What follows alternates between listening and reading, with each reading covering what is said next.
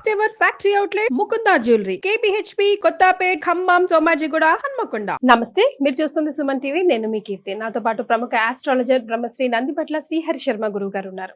నమస్తే గురుగారు. వాగర్థావివ సంపృక్తౌ వాగర్థ ప్రతిపత్తయే జగతః పితరౌ వందే పార్వతీ పరమేశ్వరౌ.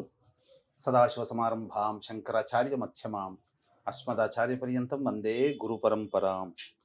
ఆదిత్యాయ చ సోమాయ మంగళాయ బుధాయ చ గురు శుక్ర శనిభ్యశ్చ రాహవే కేతవే నమః. శృంగేరి జగద్గురు పీఠాధిపతులకి, కంచి పీఠాధిపతులకి నమస్కారములు తెలియజేసుకుంటూ కార్యక్రమాన్ని ప్రారంభిద్దాం. గురుగారు, సంవత్సరానికి 24 ఏకాదశులు వస్తూ ఉంటాయి. ఒకదానికొకటి పరమ పవిత్రమైనదని చెప్తూ ఉంటాం. కానీ పుష్యమాసంలో వచ్చే ఈ ఏకాదశికి చాలా విశిష్టం ఉంది. ఏ రకమైన సంకల్పమైనా ఒక్కసారి చెప్పుకుంటే నెరవేరుతుంది అని చెప్తున్నారు. ఎందుకు పుష్యమాసంలో వచ్చే ఈ ఏకాదశికి అంత ప్రాధాన్యత? అసలు ఎవరెవరికి వర్తిస్తుంది?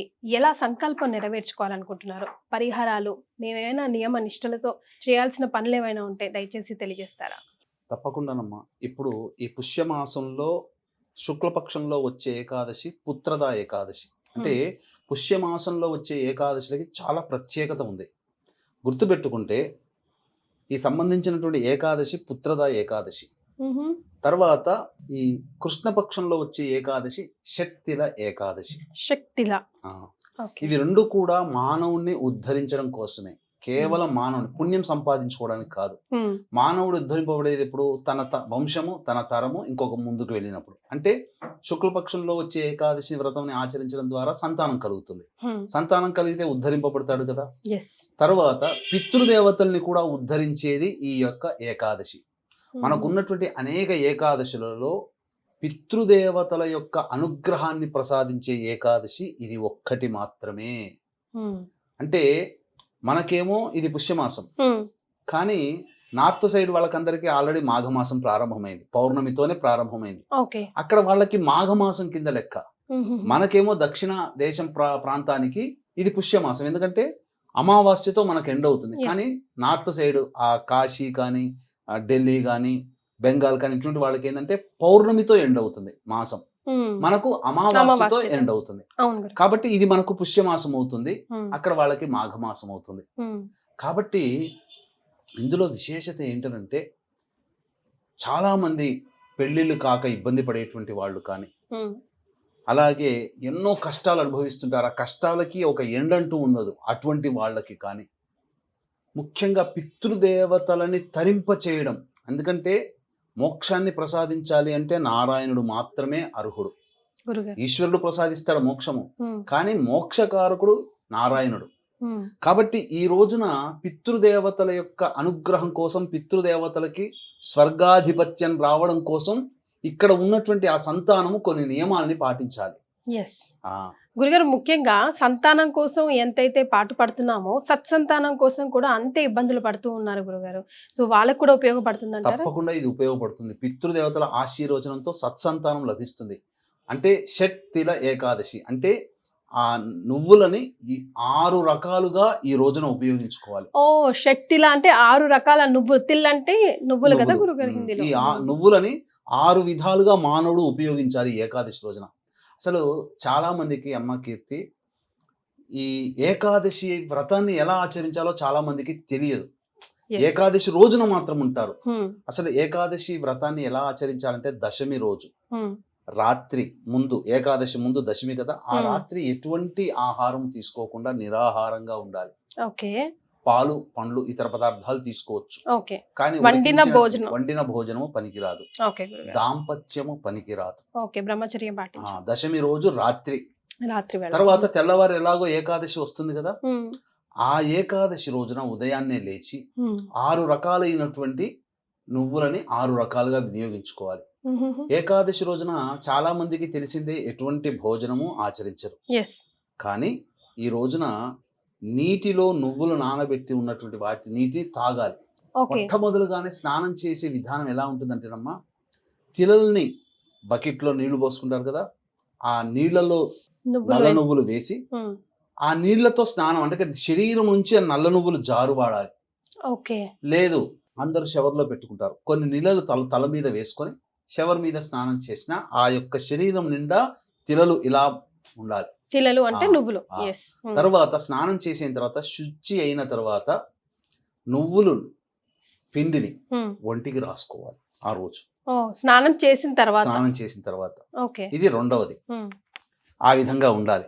ఇక మూడవది, స్నానం చేయగానే ఆ నల్ల నువ్వులను అలా ఒంటికి రాసుకుంటారు కదా, పిండి ముద్దను రాసుకున్న తర్వాత తులసి చెట్టు దగ్గర విష్ణు ప్రతిమ కానీ చిత్రపటం కానీ లేదా తులసి చెట్టు దగ్గర అష్టదళ పద్మం వేయాలి. వేసిన తర్వాత అక్కడ అందులో ఆవు నేతితో దీపారాధన చేసి విష్ణు ప్రతిమ గనుక ఉంటే విష్ణు సహస్రనామ పారాయణం చేసి విష్ణు అష్టోత్తరముతో తిలలతో స్వామివారి పాదాల దగ్గర వేయాలి. అర్చనలాగా చేయాలి, తిలలతో అర్చన చేయాలి. ఇది మూడో రక విధానం. తర్వాత మనకు ఆ రోజున మంచినీరు తీసుకోవచ్చు, తప్పులేదు. ఏకాదశి రోజున మంచినీళ్ళు తీసుకోవచ్చు. ఆ మంచినీళ్ళలో నువ్వులు నానబెట్టినటువంటి నీటిని ఆ నువ్వులతో సహా మనం తీసుకోవాలి ఎప్పుడు తాగినా. ఇది 4వ విధానం. ఇక 5, 6 విధానాలు మాత్రం చాలా అద్భుతమైనటువంటివి. ఇది చేతనైన కొలది, శక్తి కొలది వాళ్ళు చేయాలి. వీక్షించేటువంటి ప్రేక్షకులకి గమనిక, ఈ నెల 29వ తారీఖు రోజున మౌని అమావాస్య లేదా చొల్లంగి అమావాస్య అని అంటారు. ఇది చాలా ప్రభావవంతమైంది ఈ సంవత్సరం. ఎందుకంటే అమావాస్య రవి మాత్రమే ఉంటాడు, కానీ చంద్రుడిలో చక్కటి నక్షత్రం శ్రవణ నక్షత్రం ఆ రోజున ఉంది. కాబట్టి రవి చంద్రుల సమాగమం ఈ అమావాస్య అత్యంత ప్రభావవంతమైనది. దీన్ని దృష్టిలో పెట్టుకొని మానవులకి అనేక రకాల కష్టాలు వస్తాయి. కోర్టు సమస్యలు, శత్రు సమస్యలు, ప్రయోగ బాధలు, అలాగే ఈ సంబంధించినటువంటి వివాహ సమస్యలు మరియు ఉద్యోగపరమైనటువంటి సమస్యలు, ఆర్థికపరమైన సమస్యల నివారణకి దశమహావిద్యలలో భాగంగా ప్రత్యంగిరా హోమం, బగళాముఖి హోమం, ధూమవతి హోమం, వారాహి హోమం, రాజశ్యామల హోమాలు పర్ హెడ్ 2100కి చేయించడం జరుగుతుంది. అవకాశం ఉన్న వాళ్ళు కార్యక్రమ తదనంతరం కాంటాక్ట్ చేసి మీ గోత్రనామాలు నమోదు చేసుకోవచ్చు. ఇక 4 విధాలుగా నువ్వులను ఎలా వాడాలో ఈ ఏకాదశి రోజున చెప్పాను. 5వది, నువ్వులని బ్రాహ్మణుడికి దానం చేయాలి. ఇంత అంత ఏమైనా ఉందా గురుగారు? కేజీలు, అర కేజీకి ఎంతైనా చేయొచ్చు, శక్తి కొలది. ఓన్లీ నువ్వులు మాత్రమే దానం చేయాలి. లేదు దానం ఎవరు తీసుకోలేకపోతే హోమం చేసుకోవాలి ఏకాదశి రోజున. ఏకాదశి రోజున చాలా ప్రధానమైనటువంటిది ఏంటంటే హోమం చేయాలి. హోమం చేసినప్పుడు దానము చేయవచ్చు, హోమం కూడా చేయవచ్చు. ఆ హోమంలో ఆ రోజున సకల పాప క్షయార్థము ఈ సంబంధించినటువంటి నువ్వులతో, నల్ల నువ్వులతో విష్ణుమూర్తికి సంబంధించినటువంటి నారాయణ హోమం, తెల్ల నువ్వులతో ఈశ్వర హోమం, రుద్ర హోమం జరిపించుకోవాలి. మానవుడికి సకల పాపాలు, గత జన్మ కర్మదోషాలన్నీ తొలగిపోతాయి. ఇక మధ్యాహ్నం రోజున ఆ తర్పణాలు, నల్ల నువ్వులతో తర్పణాలు వదలాలి పితృదేవతలకి. ఆ రోజున ఏకాదశి రోజున వదలాలి. ఇక తర్వాత ఆ రోజంతా ఉపవాసం ఉంటారు కదా, నీళ్ళు ఎప్పుడు తాగినా నువ్వులు కలిపిన నీళ్ళని తాగాలి. తర్వాత ఆ యొక్క విష్ణు భగవాన్ని ఆరాధన చేస్తారు కదా, ఆయనకి నైవేద్యం పెట్టే సందర్భంలో అన్నము కొన్ని నల్ల నువ్వులు కలిపి పెట్టినటువంటి పదార్థాన్ని నైవేద్యంగా పెట్టవచ్చు. తర్వాత ఆ రోజంతా ఉండి ద్వాదశి తిథి రోజున, ఆదివారం అయింది, ఆ రోజున మూలా నక్షత్రం ఉంది, ద్వాదశి తిథి ఉంది, రాత్రి వరకు ఉంది. కాబట్టి ద్వాదశి తిథి రోజున పొద్దునే లేచి కాలకృత్యాదులు తీర్చుకొని మళ్ళీ తులసి చెట్టు దగ్గర ఆవునేతితో దీపారాధన చేసి విష్ణు సహస్రనామ పారాయణం చేసి తదనంతరం చక్కగా ఆ యొక్క అన్నము నువ్వులు కలిపినటువంటి తెల్ల నువ్వులైనా నల్ల నువ్వులైన పదార్థంని నైవేద్యంగా పెట్టి ఎవరికైనా ఒక వ్యక్తికి అన్నము సంతర్పణ, అన్నదాన సంతర్పణ ఆ విధంగా చేసి తర్వాత కుటుంబ సభ్యులు అందరూ కలిసి ఈ యొక్క తిలలతో కూడుకున్నటువంటి పదార్థాన్ని భోజనంగా స్వీకరించాలి. కొన్ని గ్రంథాల ప్రకారం ఏంటంటే ఏకాదశి రోజున అన్నము భుజించకూడదు అని అన్నారు కదా, కానీ కొన్ని గ్రంథాల ప్రకారము ఆ ఏకాదశి రోజున నైవేద్యం పెట్టినటువంటి తిలలతో కలిపినటువంటి అన్నాన్ని భుజించవచ్చు ప్రసాదంగా అని చెప్పి శాస్త్రంలో ఉంది. ఆ విధంగానైనా చేయవచ్చు.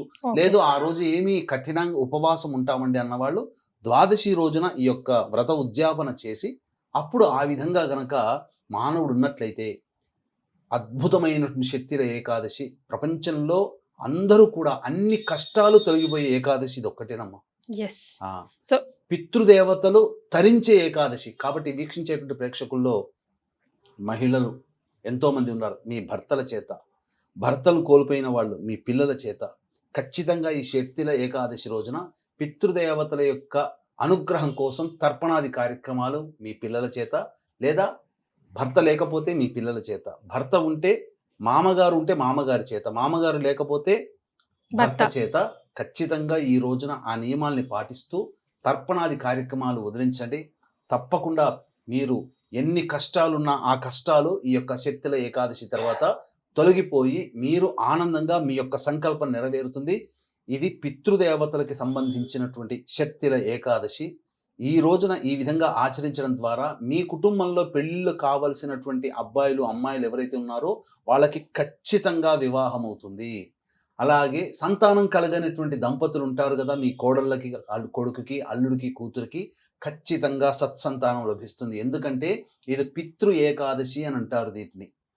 కాబట్టి పితృదేవతల అనుగ్రహమే వంశము అభివృద్ధి అవుతుంది. వంశం అభివృద్ధి అంటే డబ్బులు, లక్షలు, మేనేజర్లు, టీం లీడర్లు పిల్లలు అవ్వడం కాదు.